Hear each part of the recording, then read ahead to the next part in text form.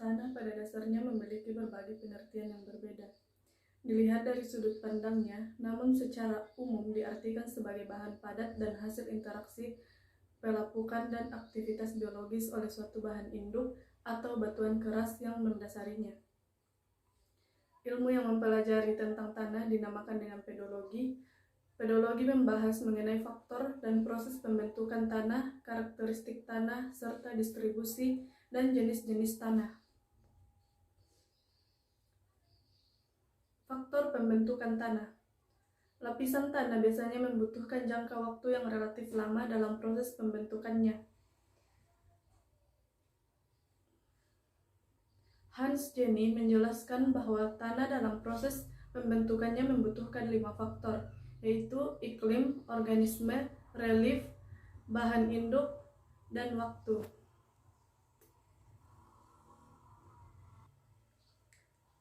Iklim menjadi faktor yang paling penting. Iklim mengatur laju dan jenis pembentukan tanah. Penentu utama distribusi vegetasi terdiri atas suhu yang berpengaruh terhadap proses pelapukan bahan induk. Suhu tinggi maka proses pelapukan lebih cepat. Curah hujan berpengaruh terhadap kekuatan erosi dan pencucian tanah.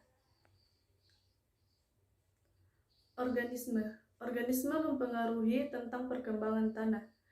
Bakteri dan jamur membantu dekomposisi tanah. Berkaitan dengan horizon tanah, semakin banyak aktivitas organisme, maka horizon tanah semakin tidak terlalu berbeda. Tutupan vegetasi mempengaruhi sifat humus tanah. Akar tanaman dapat mengikat partikel tanah dan membantu dalam proses kompresi tanah, meliputi vegetasi, mikroba, dan hewan.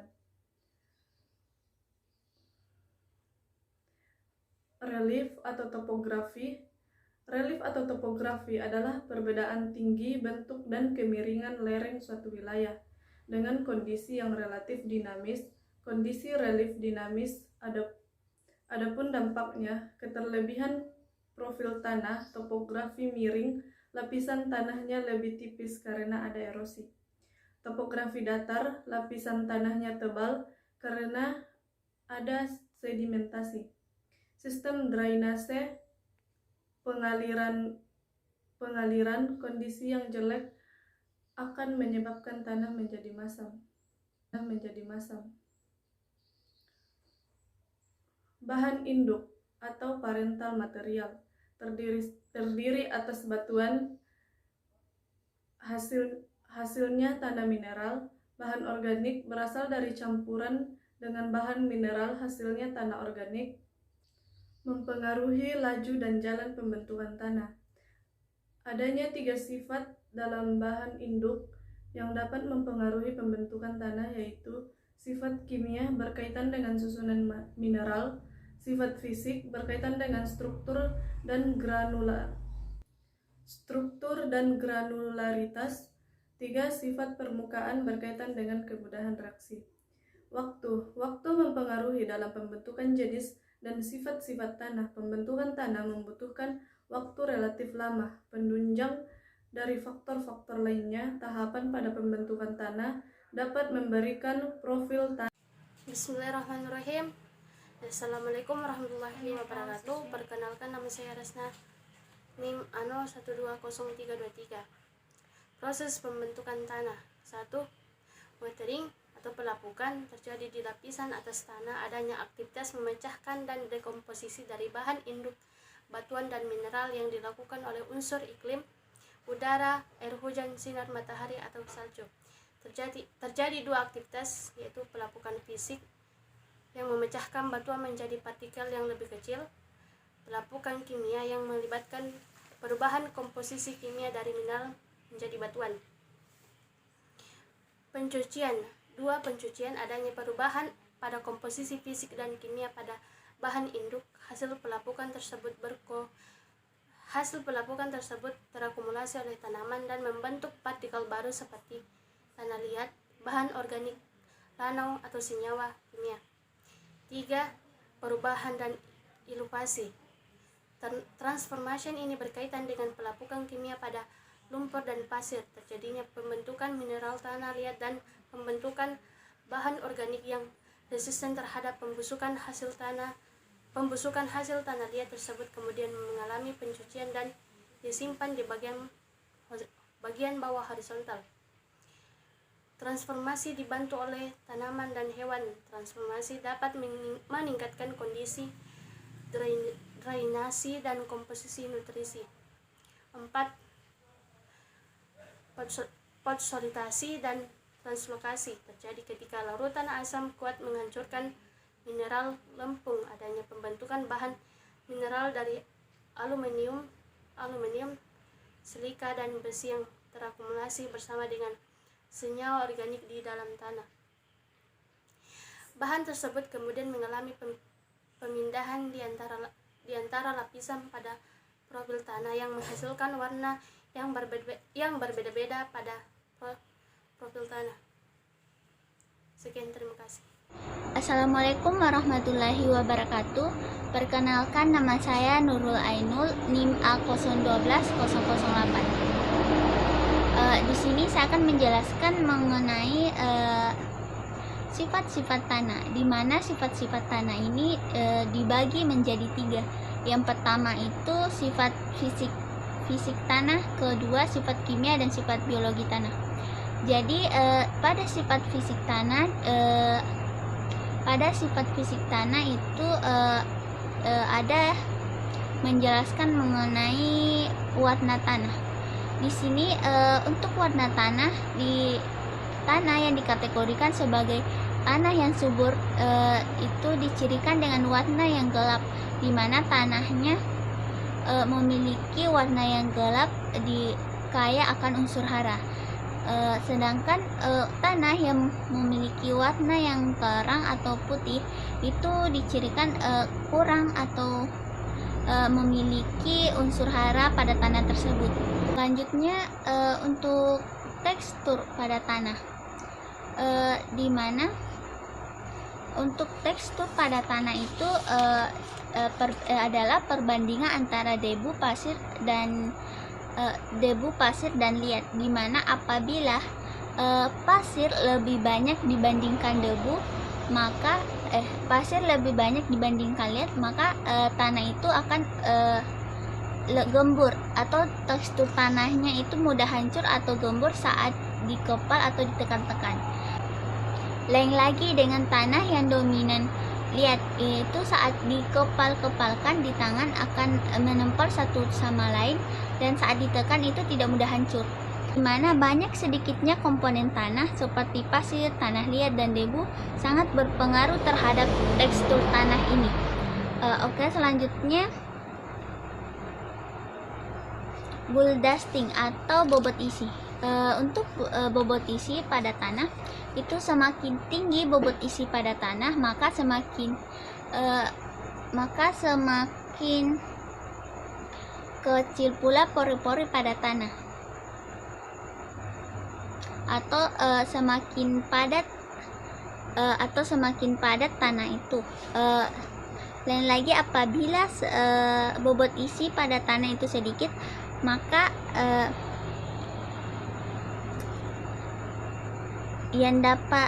tanah tersebut dapat menyerap air karena memiliki pori-pori rongga-rongga pada tanah yang mudah mengikat air, sehingga tanahnya mudah ditembus oleh akar. Untuk tanah yang memiliki bobot tinggi itu tanahnya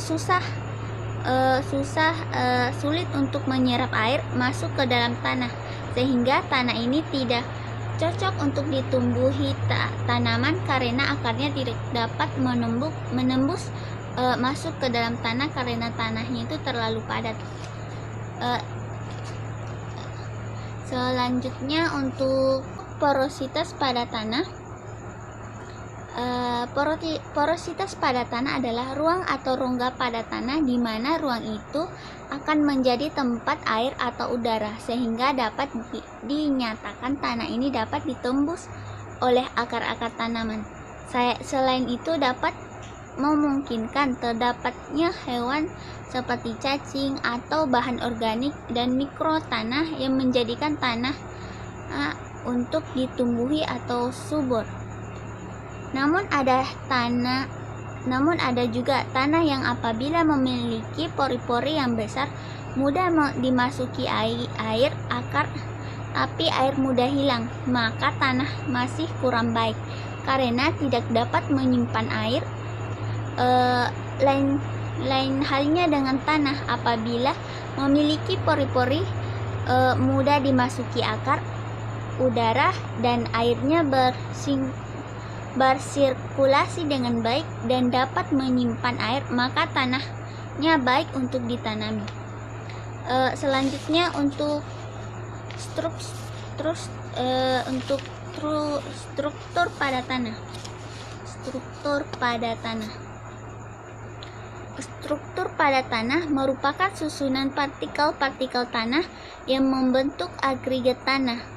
Agregat tanah itu tersusun oleh butiran-butiran debu, pasir, liat yang berikut oleh bahan organik, oksidasi besi dan lainnya.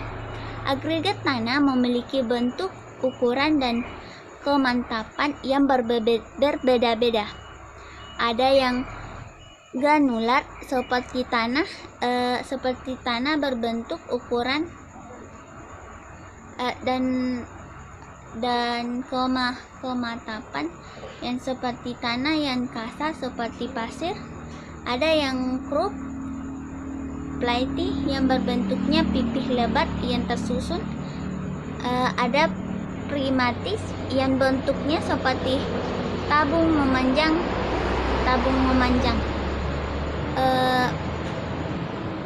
Adapun bloki yang bentuknya seperti kotak, dan ada juga kolumnar bentuknya seperti koin yang tersusun-susun. Adapun penjelasan mengenai profil tanah, di mana profil tanah merupakan penompang vertikal tubuh tanah yang terdiri dari horizon-horizon. Dalam tanah terdapat horizon O, A, E, B, C, dan D. Horizon O ini akan kaya dengan bahan organik, humus,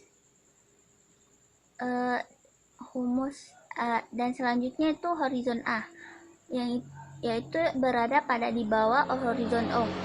Horizon A berfungsi sebagai pencucian, juga memiliki unsur hara tapi mulai terbawa oleh air yang mengalir ke bawah menuju horizon B atau pengendapan, di mana di antara horizon A dan B itu terdapat horizon E yang merupakan pembatas. Adapun horizon C adalah batuan dan horizon D merupakan bahan induk atau bahan induk tanah.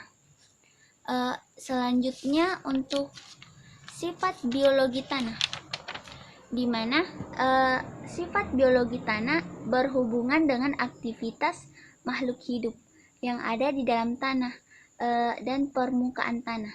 Tanah yang subur, tanah yang kaya akan organisme tanah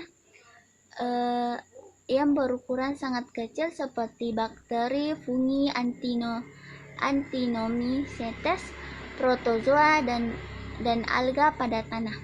Tanpa aktivitas berbagai organisme dalam tanah, tanaman tidak akan memperoleh nutrisi dari tanah secara berkeseimbangan. Selanjutnya sifat kimia pada tanah. Untuk sifat kimia pada tanah, tanah adalah unsur zat kimia. Sifat kimia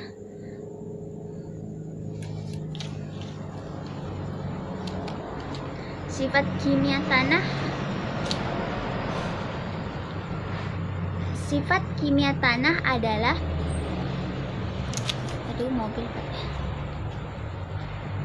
Sifat kimia tanah adalah unsur zat kimia yang terdapat dalam tanah, di mana zat kimia tersebut berasal dari zat kimia yang meresap ke dalam tanah dan mengalami penurunan kualitas yang dikarenakan unsur zat kimia tersebut. Adapun sifat kimia tanah yaitu pH tanah, kandungan karbon organik, kandungan nitrogen, rasio karbon, nitrogen, dan sebagainya. Adapun pH tanah adalah tingkat keasaman atau basa suatu benda yang diukur dengan skala pH antara 0 sampai 14. Dikatakan basa jika pH tanah di bawah 7, namun dikatakan netral apabila pH di atas 7. Itulah sedikit penjelasan mengenai sifat-sifat pada tanah. Sekian dari saya. Assalamualaikum warahmatullahi wabarakatuh. Baik, assalamualaikum warahmatullahi wabarakatuh. Saya atas nama Sahrul dengan NIM A01205009 dari kelompok 6 kelas C. Baiklah, saya akan membawakan materi ke yang bagian D, jenis-jenis tanah. Nomor 1, tanah aluvial. Tanah aluvial merupakan jenis tanah yang terjadi karena endapan lumpur, biasanya yang terbawa karena aliran sungai. Tanah ini biasanya ditemukan di bagian hilir karena dibawa dari hulu. Tanah ini biasanya berwarna coklat hingga kelabu. Tanah ini sangat cocok untuk pertanian, baik pertanian padi maupun palawija seperti jagung, tembakau, dan jenis tanaman lainnya karena teksturnya yang lembut dan mudah digarap sehingga tidak perlu membutuhkan kerja keras yang mencangkulnya. Nomor 2 ada tanah andosol. Tanah andosol merupakan salah satu jenis tanah vulkanik di mana terbentuk karena adanya proses vulkanisme pada Gunung Merapi. Tanah ini sangat cocok, sangat subur, dan baik untuk tanaman. Warna dari tanah andosol coklat keabu-abuan. Tanah ini sangat kaya dengan mineral, unsur hara, air, dan mineral hingga sangat baik untuk tanaman. Tanah ini juga sangat cocok untuk segala jenis tanaman yang ada di dunia. Persebaran tanah andosol biasanya terdapat di daerah yang dekat dengan gunung berapi. Nomor 3 juga tanah entisol. Tanah entisol merupakan saudara dari tanah andosol, namun biasanya merupakan pelapukan dari material yang dikeluarkan oleh letusan gunung berapi seperti debu, pasir, lahar, dan lapili. Tanah ini juga sangat subur dan merupakan tipe tanah yang masih muda. Tanah ini biasanya ditemukan tidak jauh dari area gunung berapi, bisa berupa permukaan tanah tipis yang belum memiliki lapisan tanah dan berupa gunduran yang ada di pantai Parangtritis, Yogyakarta. Selanjutnya nomor 4 ada tanah grumusol. Tanah grumusol terbentuk dari pelapukan batuan kapur dan tufa vulkanik. Kandungan organik di dalamnya rendah karena dari batuan kapur. Jadi dapat disimpulkan tanah ini tidak subur dan tidak cocok untuk ditanami tanaman.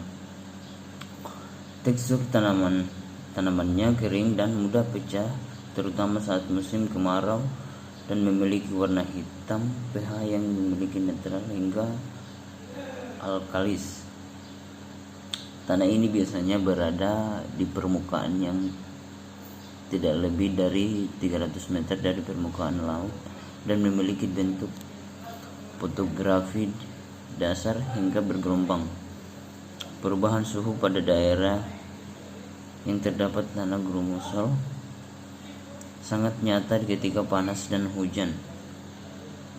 Selanjutnya nomor 5 ada tanah humus. Tanah humus merupakan tanah yang terbentuk dari pelapukan tumbuhan-tumbuhan, mengandung banyak unsur hara dan mineral dan sangat cocok dan sangat subur ya. Tanah humus sangat baik untuk melakukan cocok tanam karena kandungannya yang sangat subur dan baik untuk tanaman. Tanah ini memiliki unsur hara dan mineral yang banyak karena pelapukan tumbuhan hingga berwarna agak kehitam-hitaman. Selanjutnya ada nomor 6, tanah inceptisol.